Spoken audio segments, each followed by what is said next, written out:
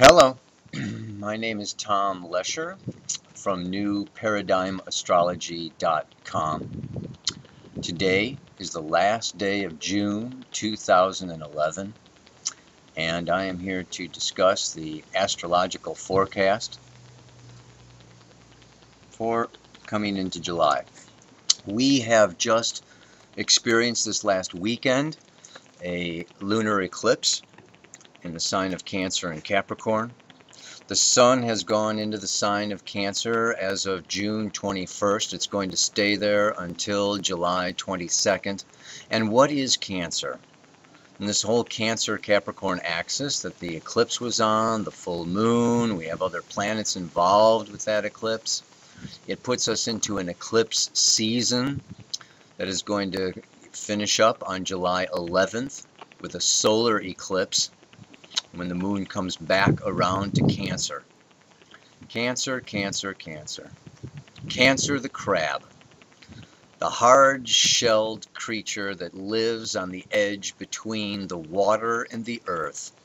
The oceans, the feeling life, symbolizing the feeling spiritual life, and our physical, daily, mundane, earthly life, symbolized by the beach or the shore.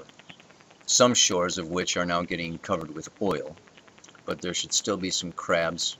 Well, there's plenty out here in Hawaii. Anyway, the symbol of the crab is the hard-shelled, fearful of creatures, other creatures. They go sideways. The crab will never go straight forward or straight back. They skirt around and they go right underneath rocks as soon as you come around to them. They have a very hard shell on the outside because it protects the very soft inner meat of the crab. And this crab in the sign Cancer in astrology has everything to do with containing our inner emotional feeling life. Becoming aware of our internal needs, of the little boy or the little girl that we have inside each one of us that wants to play, that wants to be held, that is extremely vulnerable, seeking security, wanting to be loved and held and solid and safe. And so we can see many challenges to this sign Cancer. And the sun moving through the sign of Cancer says that this is a month, this is a particular time period wherein it is best for us as people, whether we're adults or children, to get in touch and to remain in touch with our core, our feelings, our inner life. And that involves going slow. It involves listening to our own heartbeat. It involves listening to our own drummer. Not to be getting too carried away with the headlines, with the news, with the politics, with the media, even so much with all of the doom and gloom catastrophes or the books or the astrology YouTubes that are going on about how, everything's falling apart or coming down at the seams. It really boils down to very much of what's going on over the next few years. And the more we can tap into this Cancer energy now that the sun is there, the more we are going to be strengthened, the more we are going to serve ourselves in dealing with the future transformation of ourselves and our planet. So when we do this, when you tap into your inner self and your inner core, you are going to find that you don't need this, or you don't want that, or you want to be here and you don't want to be there. It's time to break out. It's time to listen inwardly, and those inward messages, the inner voice, the inner core is going to lead us out of the mainstream, out of boxes, out of our envelope, into new relationships, into new ideas, into new jobs, into new cities to live, houses, homes, apartments, the country. The basis The bottom root of this is that what I'm saying is it's time for the collective to be enlightened. This is the great awakening. And this awakening has to do, and particularly this next coming weekend, as the moon comes around on Saturday into the sign of Aries and conjoins with Jupiter and Uranus. It'll be a very lively weekend. This is a particularly strong time period to be Columbus or to be Copernicus. Yeah. They said, oh, Columbus is going to sail off the edge of the world, but he took off anyway. Copernicus said, no, we are not the center of the solar system. The sun is the center of the solar system. And he got kicked out of the church for saying that. But he held to his core. Columbus held to his own personal belief.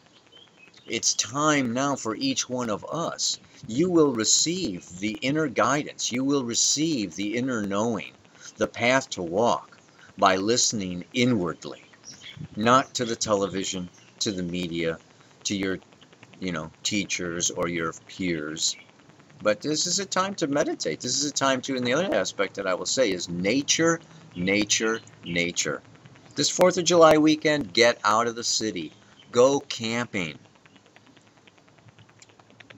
You need to relax in order to listen to the inner rhythms of your own core. And one way to relax is to be in nature and to stay away from too much stimulation. Because in nature, and when you go camping on your 4th of July weekend, you will find that the trees are just the same as they were yesterday and last week and last month, and the sky, the sun rises in very close to the same place, and you've got just about the same type of weather or temperature. Things are, nature is secure. Nature is steady. Through the hurricanes, the storms, the tsunamis, nature always bounces back. Nature reemerges. Gaia takes care of herself. She's wiped out Lemuria and Atlantis and many other, many things come and go. You want to get into not only your own core, but then the core of the planet, the core of our experience while we're in these physical bodies on this planet. So that's the advice that is given for this time, this tumultuous time. Actually, this week also, the planet Uranus goes retrograde. Back in May 27th, you may remember the last weekend of May, the full moon, Uranus went into the sign of Aries. It's going to stay there until about mid-August, August 13th. It goes retrograde back into Pisces. So we have this 2.5 month period with Uranus right at 0 degrees of Aries. And then it goes back into Pisces. And next April comes back around, next March 13th, I'm sorry, comes back around into Aries. And that is going to then, so we have this brief period, right? First time in 85 years since in the crash in 1929, Uranus is returning to this Aries. Uranus is the electrical system, our nervous system, and it's triggering right at this cardinal point, spring equinox of Aries. What is pain? Pain is when the cells are damaged and the nerve impulses cannot be transferred from one cell to another. It's an electrical system. Our personal bodily electrical system fails. That creates pain. This is a time of awakening. This is a time of rejuvenating your body, rejuvenating your electrical system, and that will reduce the stress, reduce the trauma, reduce the anxiety. So it's breathing deep, like I spoke of in my last forecasts. It's walking and spending time in nature.